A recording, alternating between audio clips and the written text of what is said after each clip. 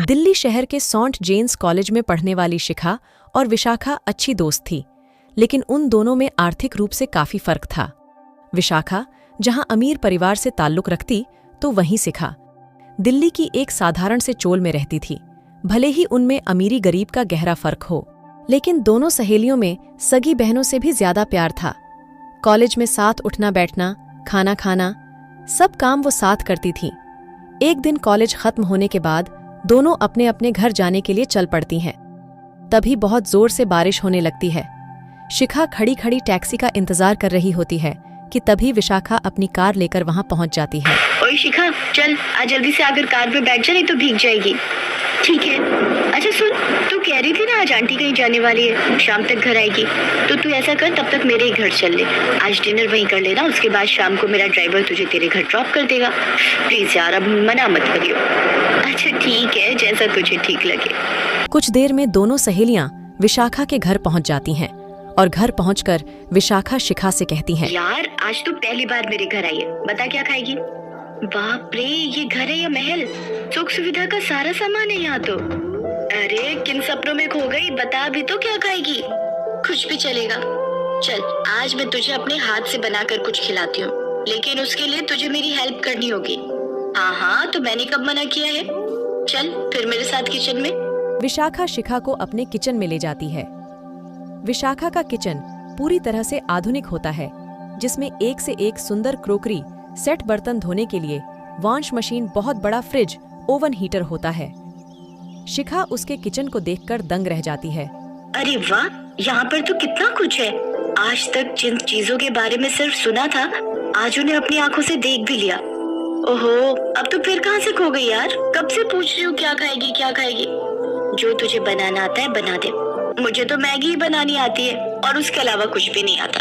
एक काम करती हूँ, हम दोनों के लिए मैगी ही बना देती हूँ। विशाखा ये कह ही रही होती है, तभी विशाखा की माँ सुनीता बाजार से आ जाती।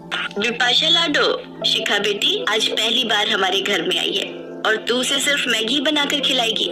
एक काम करो, तुम शिखा को अपने रूम में लेकर जाओ। बिरजू काका बाजार से सब्जी लेकर आ गए हैं, मैं अभी उन्हें बोलती हूँ तुम लोगों के लिए कुछ बढ़िया सा बनाने को। नमस्ते आंटी, आप मेरी फिक्र मत कीजिए, मैं कुछ भी खा लूंगी। नमस्ते बेटा, ऐसे कैसे कुछ भी खा लोगी? अरे आज पहली बार तुम हमारे घर आई हो, तो बिना डिनर किए तो तुम्हें जाने नहीं दूंगी।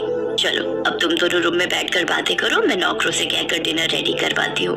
कुछ देर बाद सुनीता नौकर के हाथ उन दोनों के लिए खाने में जूस, पास्ता और कबाब भिजवा देती है और फिर खाने में फ्राई गोभी, शाही पनीर, रायता, सलाद और मीठे में रसमलाई और रसगुल्ले परोसती है। इतना शानदार खाना शिखा ने आज तक नहीं खाया था। वह पेट भरकर खाना खाती है और उसके बाद विशाखा का ड्राइवर उसके घर पर ड्रॉप कर देता है। अरे बेटा आ गई, अच्छा हुआ जो तू विपाशा के घर चली गई थी। मैं भी बारिश में भीगते भीगते बस अभी घर पहुंची हूँ। जहाँ गई थी वहाँ भंडारा हो रहा था, तो वही लेकर आई हूँ। चल अब तू हाथ मुँह धो ले, फिर पूड़ी छोले खाकर सो जाएंगे। माँ आप खा लो, मैं विपाशा के घर से डिनर करके आई हूँ। अच्छा ठीक है। अरे ये क्या, बारिश में पूड़ी थोड़ी भीग गई है, तो मैं इन्हें थोड़ा सेक लेती हूँ। बहुत देर तक लकड़ियाँ और उपले लगाने के बाद कविता के घर का चूल्हा जलता है। घर के कोने में बैठी शिखा यह देखकर मन ही मन सोचती है, कितना फर्क है गरीब की रसोई और अमीर की रसोई में। जहाँ उन्हें खाना गर्म करने के लिए सिर्फ ओवन हीटर का स्विच ऑन करना होता है और तुरंत खाना गर्म हो जाता है, तो वही एक गरीब को रोटी सेकने के लिए कितनी मेहनत करनी पड़ती है। तभी उसकी नजर घर की रसोई में रखे खाली डिब्बों पर चली जाती है, जिनमें मुश्किल से 2 ही दिन का राशन बचा होता है। ऐसे ही वक्त बीतता गया। शिखा पढ़ाई में काफी तेज थी और अक्सर पढ़ाई में विशाखा की मदद किया करती थी। शिखा और विशाखा की परीक्षा आने वाली थी। शिखा अक्सर कॉलेज खत्म होने के बाद विशाखा के घर पहुंच जाया करती थी। एक दिन दोनों पढ़ाई कर रही होती हैं, तभी विशाखा शिखा से बोलती है, शिखा यार मैं पढ़ाई करके थक चुकी हूँ, जाना यार, फ्रिज में नारियल पानी के टेट्रा पैक रखे हैं, जरा अपने लिए और मेरे लिए लेते हो। हाँ रुका, भी लाती हूँ। इसके बाद शिखा किचन में जाती और फिर जैसे ही फ्रिज खोलती तो देखती है उसमें ढेरों सामान, जैसे chocolate, cold drink, juice, fruits और भी खाने का बहुत कुछ सामान रखा होता है। इसे अलमारी से भी बड़ा है और इसमें इतना सारा सामान, ये तो ऐसे लग रहा है जैसे किसी मॉल की कोई बड़ी सी दुकान हो। इसमें तो दुकान की तरह कितनी सारी चीजें रखी हुई हैं खाने पीने की। और एक हम गरीबों के घर की रसोई है जिसमें फ्रिज के नाम पर एक पानी का मटका ही रखा हुआ होता है। ये सोचकर शिखा फ्रिज से नारियल पानी लेती और चली जाती। फिर शाम को सुनीता अपने कुक से कहती है, बिरजू, आज खाने में चिकन कोरमा, कढ़ाई पनीर, बूंदी रायता, लच्छा पराठा और बटर नान बना देना। और हाँ, मीठे में गुलाब जामुन और रसमलाई रख देना। जी मालकिन। और मालकिन, जो दोपहर का खाना बचा है उसका क्या करना है? अब हम बासी खाना थोड़ी ना खाएंगे, उसको तुम फेंक देना। वहीं खड़ी विशाखा और शिखा सुनीता की सारी बातें सुन रही होती। शिखा बेटा, डिनर रेडी हो रहा है, तब तक तुम दोनों अपना स्टडी कंप्लीट करो, फिर हमारे साथ ही डिनर कर लेना। जी आंटी। विशाखा के घर पर पढ़ाई खत्म करने के बाद शिखा उसके साथ डिनर करती है और फिर अपने घर चली जाती है, जहां पहुंचकर वह देखती है कि उसकी माँ बड़ी देर से चूल्हा जलाने की कोशिश करती है। फिर जाकर उसके घर का चूल्हा जलता है।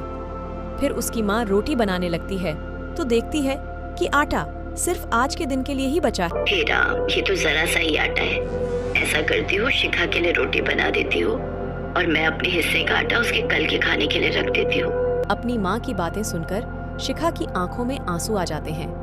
तभी कविता की नजर शिखा पर जाती है। शिखा बेटा, आ गई तू? तेरे लिए खाना लगा दूं क्या? नहीं माँ, मुझे भूख नहीं है, आप खा लो। हाँ बेटा, बिपाशा के घर कुछ खाकर आ गई होगी तू, इसलिए तुझे भूख नहीं है। वैसे भी तुझे तरह तरह के लजीज खाने की आदत लग गई है, तो अब इस गरीब की रसोई का खाना कहाँ से पसंद आएगा?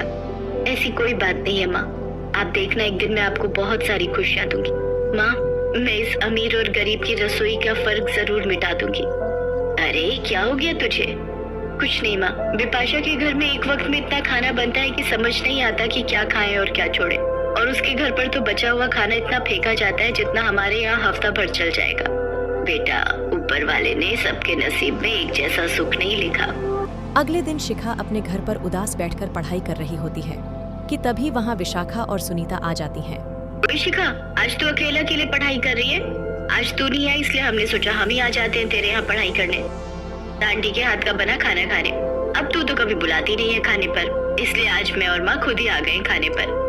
जी बहन जी। और बहन, ये हमारी तरफ से थोड़ी सी मदद है। ये कोई एहसान नहीं, बल्कि मेरी तरफ से शिखा के लिए आशीर्वाद समझ कर रख लीजिए। और शिखा बेटा, एक बात हमेशा याद रखना, रसोई चाहे अमीर की हो या गरीब की, लेकिन जब एक माँ वहाँ खाना बनाती है तो उसका मोल कोई अमीर नहीं लगा सकता।